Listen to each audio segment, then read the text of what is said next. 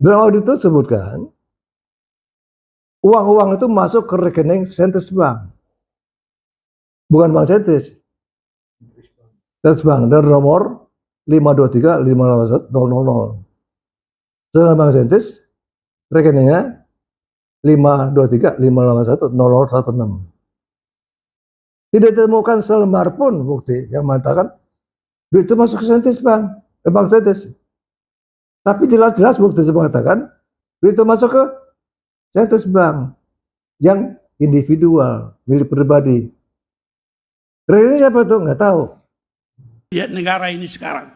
Kalau memang benar, apakah ini satu-satunya kasus bahwa ada 2 nomor rekening bank dan kemudian tidak ada tindakan terhadap itu menjadi keprihatinan tersendiri lepas dari soal inkonstitusionalitas norma yang diuji. Saya kira ini yang menjadi keprihatinan saya hadir hari ini. Jawab singkat saja. Ya.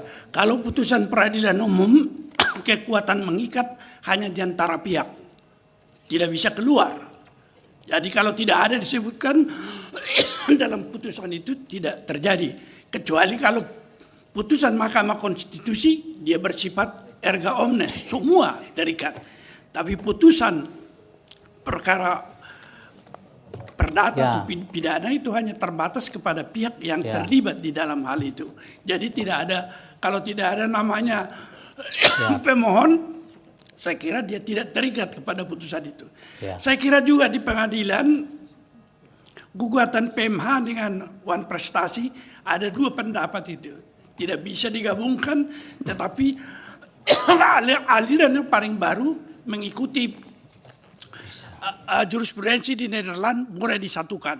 Saya kira apa yang menjadi putusan Mahkamah Agung bisa saja terjadi kemungkinan itu. Demikian jawaban saya. Baik, terima kasih. Pak Indro ada yang ditambahkan, Prof?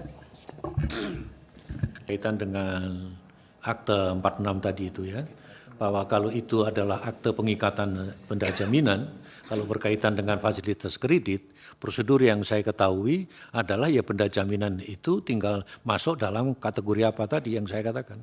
Kalau itu masuk dalam kategori bisa masuk sebagai separatis, preference atau konkuren. Kalau separatis itu dieksekusi dulu. Jadi benda jaminan begitu debitur defaults, maka barang-barang benda jaminan bisa dieksekusi lebih dulu. Kalau kurang, maka kalau ada penanggung, ya penanggungnya baru bisa dimintai permohonan untuk ikut bertanggung jawab.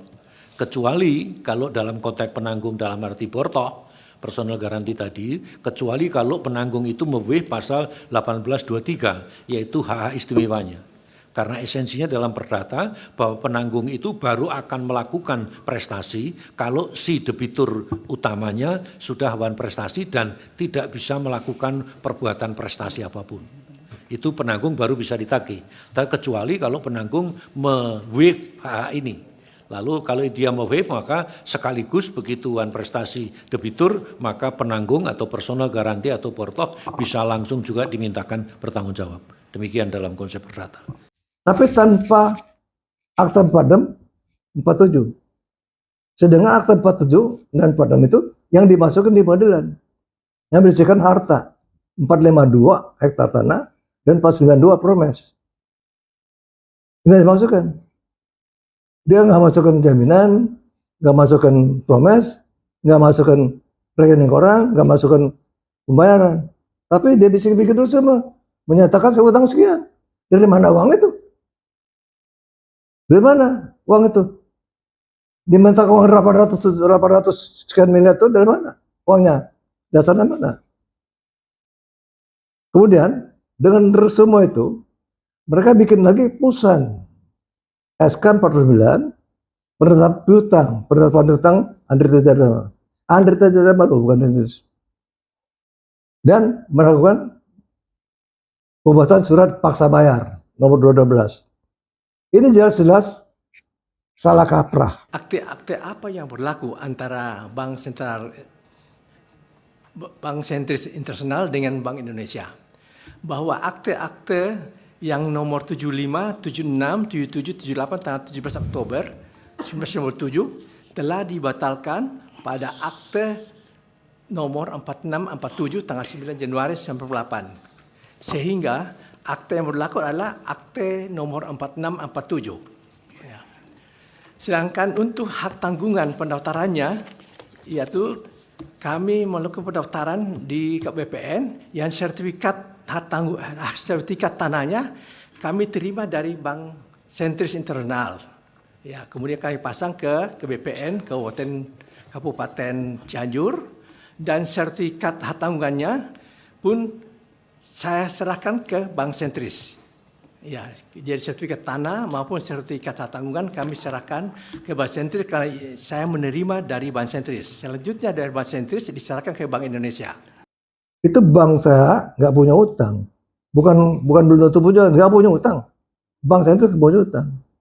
Karena duit itu bukan masuk Bank Sentris. Masuk Sentris Bank. Masuk ke Sentris Bank, bukan Bank Sentris.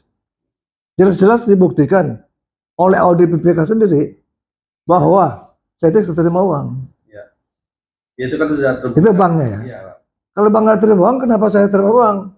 Jadi usaha POPN atau pemerintah menyatakan saya pernah ngutang, itu salah. Itu saya pribadi. Bank aja nggak punya utang. Kenapa saya jadi punya utang? Ini analoginya mana? Ya.